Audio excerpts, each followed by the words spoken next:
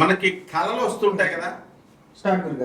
కళలు వాటి ప్రభావాలు ఈ 2026 సంవత్సరం అంతం వరకు కూడా మీకు వచ్చే కళలు ఎలా ఉంటాయి, వాటి యొక్క ప్రభావం వలన మీ జీవనంలో ఎలా ఏ పరిణామాలు చోటు చేసుకుంటాయో చూద్దాం. ముందుగా ఓం వసుదేవస్తం దేవం కంస చాణూరమర్దనం దేవకీ పరమానందం కృష్ణం వందే జగద్గురుం. కృష్ణం వందే జగద్గురుం, అర్జునం వందే జగదేక వీరం. ఓం శ్రీ రాధాకృష్ణాభ్యాం నమః. మనకి ఏదైనా కొండ ఎక్కుతున్నట్టు కళలు వచ్చినాయి అనుకోండి, ఏమండి బాబాయ్ చచ్చిపోతామండి, కొండ ఎక్కుతున్నట్టు కళలు వస్తున్నాయండి అని చాలా మందికి సందేహాలు వస్తాయి. కొండ ఎక్కుతున్నట్టు వస్తే మీరు జీవితంలో పైకి వస్తున్నట్టు లెక్క.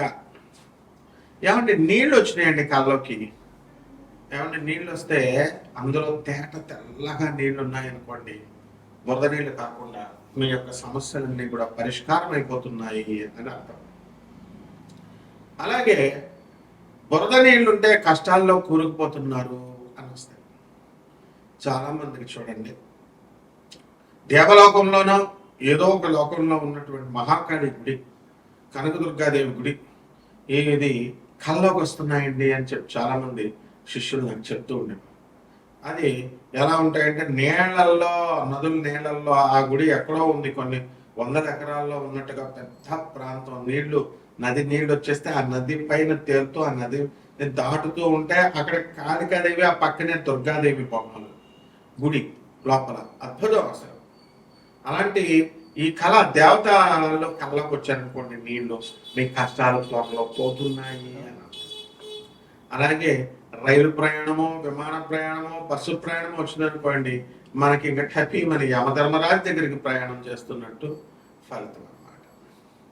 అలాగే మనకి చిన్న పిల్లల కళ్ళకు వచ్చారనుకోండి, మన పెద్దవాళ్ళు చెప్తూ ఉంటారు, చిన్న పసిపిల్లలు వస్తే కనుక గాలి కళ్ళలోకి వచ్చినాయి, దెయ్యాల కళ్ళలోకి వచ్చినాయి అని అంటూ ఉంటారు.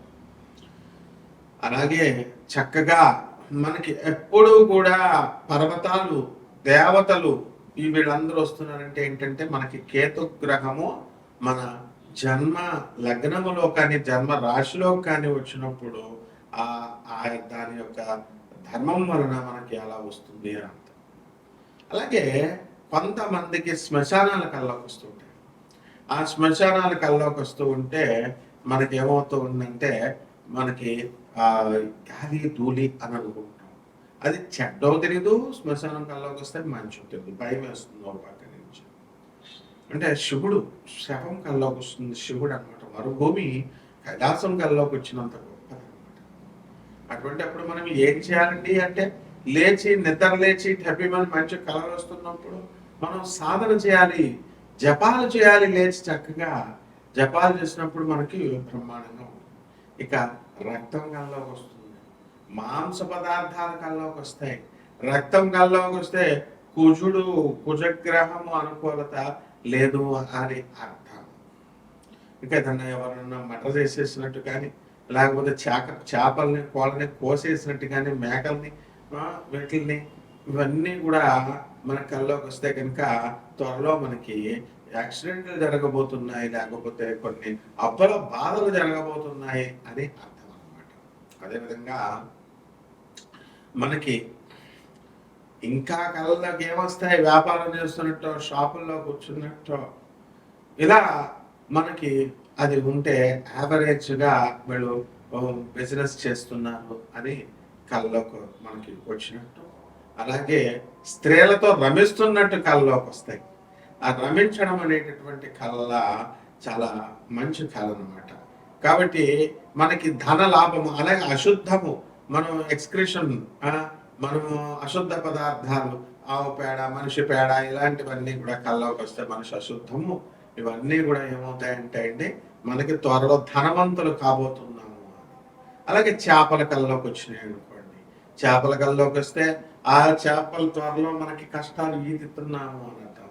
పాముల కళ్ళలోకి వస్తాయి, పాముల కళ్ళలోకి వచ్చినప్పుడు దేవతా జాతి సర్పాలు కనుక మనకి కళ్ళలోకి కనుక వచ్చినట్లయితే మనకు తప్పకుండా మనకి కష్టాల నుంచి మనం విముక్తులవుతున్నాము అని అర్థం. అయితే పాము, మామూలు ఆర్డినరీ పాము కనుక కళ్ళలోకి వస్తే ఒక దెయ్యము కళ్ళలోకి వచ్చినట్టు, గాలి స్పిరిట్ కళ్ళలోకి వచ్చినట్టు. కానీ అదే మనకి కాటు వేసినట్లయితే తప్పకుండా అది మనల్ని మంచి జరగబోతుంది త్వరలో అని.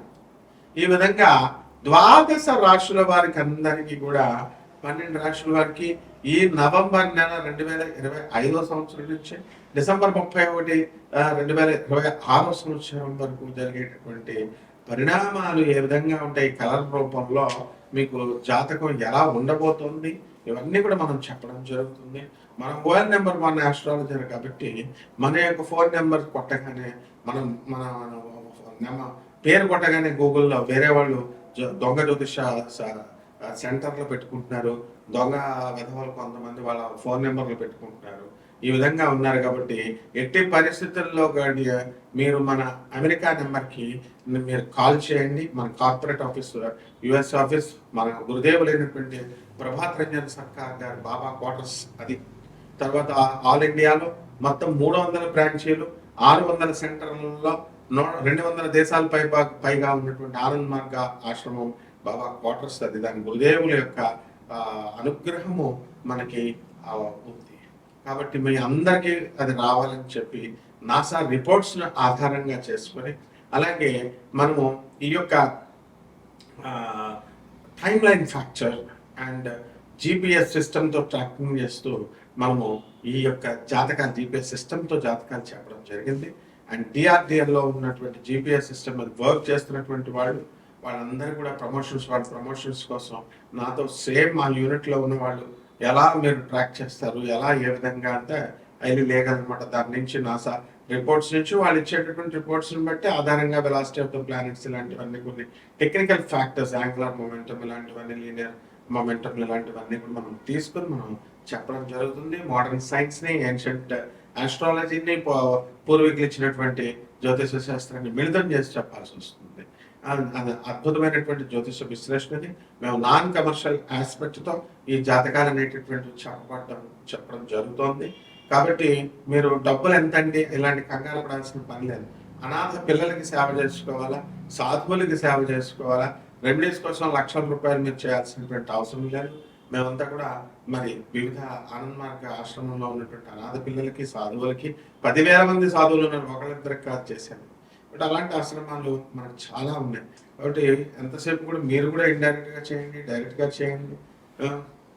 అనాథ పిల్లలకి, పేదవారికి, వికలాంగులకి, వీళ్ళందరికీ కూడా సాధువులకి, సత్పురుషులకి చేసుకున్నప్పుడు మాత్రమే అవుతుంది. మీరందరూ కూడా గోల్డ్ ఎక్కువగా దొరుకుతుందని చెప్పి, ఎక్కువ రేట్లు దొరుకుతుంది అని చెప్పి వాళ్ళకి ఇచ్చుకోవడం, గర్ల్ ఫ్రెండ్స్కి ఇచ్చుకోవడం డబ్బులు, ఆ తర్వాత ఈ యొక్క స్టాక్ ఎక్స్చేంజ్లో మనం పెట్టుకొని లాస్ అయ్యాము. వీటన్నిటికంటే బెస్ట్ ఏంటంటే ఈ యొక్క హోమాలకు లక్షల రూపాయలు ఏమి ఖర్చు లేకుండా సింపుల్గా ఆనెస్ట్గా ఈ యొక్క మీరు అనాథ పిల్లలకి సేవ చేసుకోవడం, సాధువులకు సేవ చేసుకోవడం ద్వారా మనము ఈ కర్మల నుంచి తప్పించుకుంటే 12 రాశుల మీదే కాల ప్రభావం ఏ విధంగా ఉంటుంది, దాని ఫలితాలు ఎలా ఉంటాయో మనం తెలుసుకుందాం. వృశ్చిక రాశి. ఈ వృశ్చిక రాశి వారికి అందరికీ కూడా మనకి అర్ధాష్టమ రాహు, పంచమ శని జరుగుతుందని మనందరికీ కూడా తెలుసు. మరి ఇటువంటి వాళ్ళందరికీ కూడా వినాయకుడు కల్లోకి రావడం, అలాగే అష్టమ గురుడు నడుస్తూ ఉన్నాడు. ఈ నవంబర్ నెలలో మనకి కర్కాటకంలోకి చక్కగా గురుగ్రహం రావడం జరిగింది. మళ్ళీ ఆయన ఏం చేస్తాడంటే చక్కగా మనకి ఈ సంవత్సరాంతం వరకు మే 14 వరకు మళ్ళీ డిసెంబర్ 6 తర్వాత మనకి మిథునంలోకి వెళ్ళాం. ఆ తదనంతరం చక్కగా కర్కాటకంలో ఉండడం మే 14, 2026 తర్వాత ఈ విధంగా ఉంటుంది. కాబట్టి ఈ యొక్క వృశ్చిక రాశి వారికి అనాలోచితమైనటువంటి నిర్ణయాలు తీసుకుని మీరు బ్రెయిన్లెస్ గా పనిచేస్తున్నప్పటికీ కూడా గురుగ్రహం యొక్క అనుగ్రహంతో మీరందరూ కూడా మీ తప్పులను సరిదిద్దుతో కాపాడుతూ ఉంటారు. కాబట్టి ఈ రాశి వారికి అందరికీ కూడా ఎక్కువ కొండల కల్లోకి వస్తూ ఉంటాయి, తేళ్లు కల్లోకి వస్తుంటాయి, చేమల కల్లోకి వస్తూ ఉంటాయి, పాల పిట్టల కల్లోకి వస్తూ ఉంటాయి. అందువల్ల మిక్స్డ్ రిజల్ట్స్ అనమాట ఈ యొక్క వృశ్చిక రాశి వారికి. కాబట్టి విద్యార్థులందరూ కూడా అధికంగా కష్టపడాల్సినటువంటి అవసరం ఉంది. అండ్ కష్టపడితేనే రిజల్ట్స్ వస్తాయి మనకి. ఇది విషయాన్ని బాగా గుర్తుపెట్టుకోండి. అలాగే చెత్త ఫ్రెండ్స్తో మనం ఫ్రెండ్షిప్ చేయకూడదు, వాళ్ళ ఆడలైనా మగవాళ్ళైనా. మనము వెరీ ప్రాక్టికల్గా ఉండేటటువంటి వాళ్ళు, సర్వీస్ మైండ్ ఉండేటటువంటి వాళ్ళు, మంచి వాళ్ళతో మనం తిరగాలన్నమాట. అండ్ ఈ రకమైనటువంటి ఈ వృశ్చిక రాశి వారికి ఆదాయాలు చెప్పబోయే బాబు ఇవన్నీ మాకు ఎందుకు అనుకుంటారు. ఆదాయాలు బ్రహ్మాండంగా ఉంటాయి.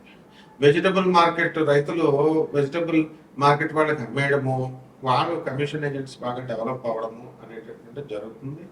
అండ్ రైతులు కూడా మనకి ఈ వృశ్చిక రాశి వారి రైతులు ఎంత చక్కగా వ్యవసాయం చేసినప్పటికీ కూడా పైకి రాలేకపోతారు.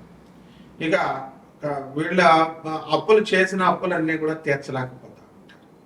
కొత్త కొత్త అప్పుల కోసం ట్రై చేస్తుంటారు. అయితే అప్పులు పిల్లలు కూడా మిమ్మల్ని మనశ్శాంతికి గురి అసలు లేకుండా చేస్తూ ఉంటారు.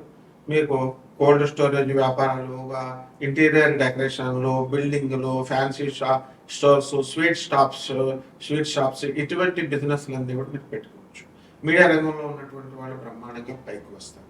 ఇలా మిగతా మీ పర్సనల్ చార్ట్లో మనం చూసి చూద్దామని కూడా. అండ్ ఇప్పుడు ఇంకా ఏం పరిహారాలు ఉంటాయి అనేటటువంటిది మనం తెలుసుకుందాం. ఈ రాశి వారు మనకు వచ్చినటువంటి కళల్ని క్రోడీకరించిన తర్వాత రాక్ చెట్టు చుట్టూ తిరుగుతూ పగలు 6 గంటల సూర్యోదయం అయిన తర్వాత నుంచి మళ్ళీ సూర్యాస్తమం 5:30 లోపల మాత్రమే ఓం శనేశ్వరాయ నమః అంటూ రావి చెట్టు చుట్టూ ప్రదక్షిణం చేయాలి. మొట్టమొదటిది ప్రతిరోజు కనుక చేసినట్లయితే రోజుకు 11 సార్లు, శనివారం నాడైతే 108 సార్లు చేయాలి. ఇకపోతే రెండవది వచ్చేసరికి మారేడాకులతో శివలింగం పైన మీరు వేసుకుంటూ ఓం నమః శివాయ అంటూ మీరు శివుడికి అభిషేకం చేసుకోవాలి. దేవాలయాలకు వెళ్ళాల్సినటువంటి అవసరం లేదు. కుదురున వాళ్ళు వెళ్ళండి, లేని వాళ్ళని ఇంటి దగ్గర చేసుకోవడం ఓం నమః శివాయ అంటూ. అలాగే ఈ యొక్క దిగంబర శ్రీపాద వల్లభ దిగంబర అంటూ గురు చరిత్ర పారాయణ చేసుకోవాలా. ఈ మంత్రాన్ని ఉచ్చరిస్తూ మీరు దత్త ప్రదక్షిణలు చేసుకోవాలి. గణగాపురంలో ఉన్నటువంటి దత్తాత్రేయ స్వామి వారి యొక్క దర్శనం మీరు చేసుకోవాలా. ఆ గురువు యొక్క అనుగ్రహం చాలా అత్యంత ఆవశ్యకతమైనటువంటిది. అలాగే నల్ల నువ్వుల్ని కిలో పావు, ఆ నల్లని వస్త్రాలని ఇచ్చి పేద బ్రాహ్మణులకి శనివారం నాడు ఉదయం 8 గంటలకి దానం చేసుకోవాలి. అలాగే సున్నండల్ని, మనము మినపపిండితో చేసినటువంటి సున్నండల్ని లేదా మినప రొట్టెల్ని, మినపతో సంబంధమైనటువంటి ఆ పౌడర్లన్నింటినీ కూడా పేదవాళ్ళకి దానం చేయాలి. ఈ విధంగా మిరియాలని కొంచెం ఉప్పుని తీసుకొని దేవుడి దగ్గర నైవేద్యం పెట్టి దాన్ని బలిపీఠం పైన గుడి దేవాలయంలో ఉన్నటువంటి బలిపీఠం మీద వేసేయాలి. ఈ రకమైనటువంటి ఇవన్నీ కూడా పరిహారాలు చేసుకున్నట్లయితే ఈ రాశి వారందరూ కూడా బ్రహ్మాండంగా ఉంటారు. శుభమస్తో.